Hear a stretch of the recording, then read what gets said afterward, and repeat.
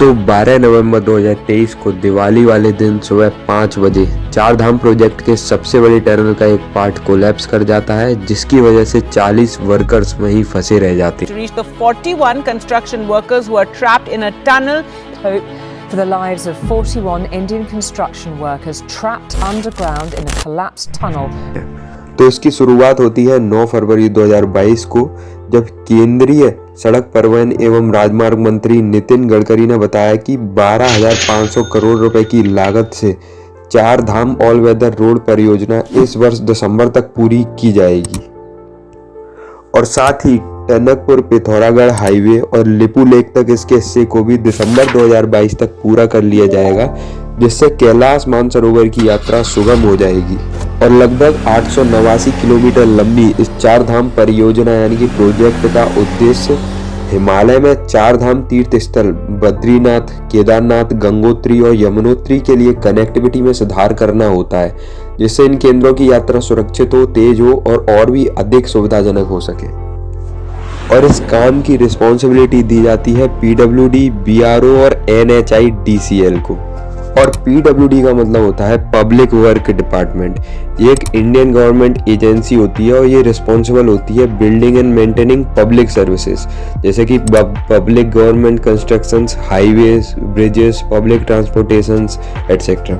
और बीआरओ का मतलब होता है बॉर्डर रोड ऑर्गेनाइजेशन। ये एक स्टैट्यूटरी बॉडी होती है under the ownership of ministry of defence. और फिर इसके बाद आता है एनएचआईडीसीएल।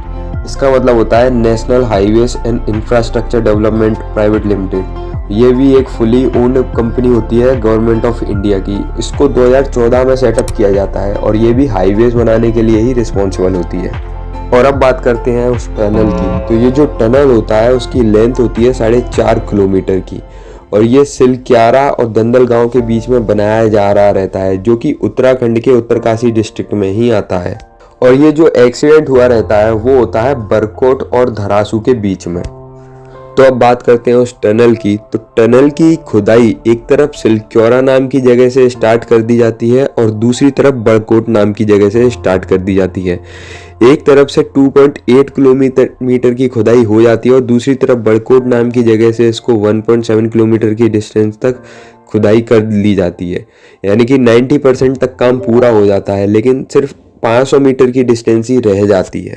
पर दिवाली वाले दिन सुबह 5 बजे जब ये वापस जा रहे रहते हैं तब पहाड़ का मलबा टनल में आकर गिर जाता है और 60 मीटर एरिया को कवर कर लेता है और 2 किलोमीटर के एरिया में ये मजदूर फंस जाते हैं। फिर इसके बाद धीरे धीरे सबको पता चलता है और 150 से भी ज्यादा जवान एनडीआरएफ, एसडीआरएफ और आईटीबीपी और बीआरओ के आ जाते हैं और उन मजदूरों को बचाने में लग जाते हैं। और एक 6 इंच का फूड पाइप डाला जाता है उस टनल में, जिससे कि उन मजदूरों के लिए खाना, पानी और ऑक्सीजन भेजा जाता है। और इसके साथ ही उन मजदूरों का हौसला बढ़ाने के लिए हमारे प्रधानमंत्री और उत्तराखंड के मुख्यमंत्री उन मजदूरों से बातचीत करना स्टार्ट कर देते हैं। और फिर थोड़े टाइम बाद इन सारे एफर्ट्स का कोई खास असर दिखाई नहीं देता है।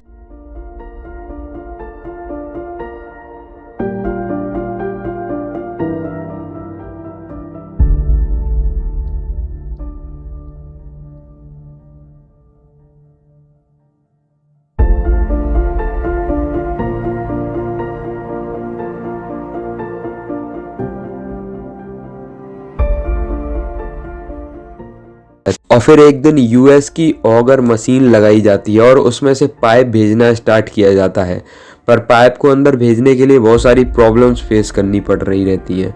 पाइप आगे नहीं जाता है क्योंकि जो पहाड़ का जो मलबा होता है वो बहुत ही स्ट्रॉन्ग होता है, बहुत हार्ड होता है, तो वो पाइप को आगे जाने में बहुत ही प्रॉब्लम करता है। इसके बाद फिर ये सब ऐसे ही चलता रहता है और दिन गुजरते जाते हैं, पर कोई खास असर दिखाई नहीं देता है। और फिर इस सब को देखते हुए इंजीनियर्स रेस्क्यू टीम को सजेस्ट करते हैं रेट माइनिंग का। और रेट माइनिंग में क्या होता है कि 3 लोग अंदर जाते हैं, जिनमें से एक खुदाई करता है और दूसरा उस खुदी हुई मिट्टी को एक जार में रखता है और तीसरा उस जार को रस्सी से खींचता जाता है। और फिर दिन आता है 28 नवंबर 2023, यानी कि 16 दिन बाद ठीक 17वें दिन इन मजदूरों को इसी टेक्निक का यूज करके बारी बारी से निकाल लिया जाता है और ऑस्ट्रेलिया के आर्नोल्ड डिक्स इस काम में हमारी मदद करते हैं और ये इंटरनेशनल टनलिंग और अंडरग्राउंड स्पेस एसोसिएशन के प्रेसिडेंट होते हैं और ये 20 नवंबर से ही उत्तरकाशी में हमारे साथ खड़े हुए थे। और इस सब को देखते हुए हमारे इंडियन फैंस वर्ल्ड कप की हार को भूल चुके हैं और वापस से ऑस्ट्रेलिया की जय जयकार लगा रहे हैं।